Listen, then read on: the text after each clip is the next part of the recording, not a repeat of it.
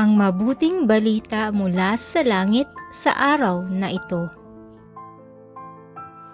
Ikalawang linggo sa panahon ng pagdating ng Panginoon. Aleluya, aleluya! Daan ng poong nariyan na, tuwirit ihanda sa Kanya, pagtubos niya'y makikita. Aleluya, aleluya! Ang simula ng mabuting balita ng Panginoon ayon kay San Marcos. Pinupuri ka namin, Panginoong Hesukristo.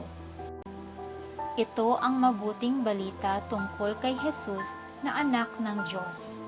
Nagsimula ito noong matupad ang hula ni Propeta Isaías.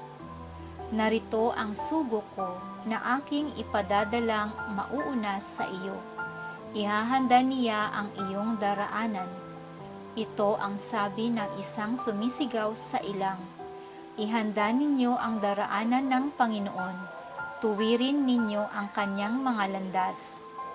At dumating nga sa ilang si Juan, nagbibinyag at nangangaral. Sinabi niya sa mga tao, pagsisisihan ninyo't talikdan ang inyong mga kasalanan, at pabinyag kayo upang kayo'y patawarin ng Diyos. Halos lahat ng taga-Judea at taga-Jerusalem ay pumunta kay Juan upang makinig.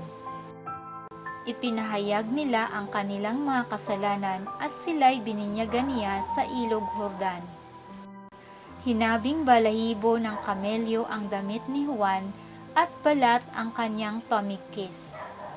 Ang kanya namang pagkain balang at pulot-putyutan.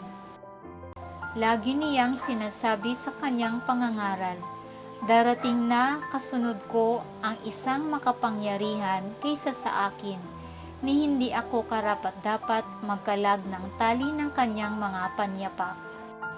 Binibinyagan ko kayo sa tubig, ngunit bibinyagan niya kayo sa Espiritu Santo. Ito ang mabuting balita ng ating kaligtasan. Papuri sa Diyos.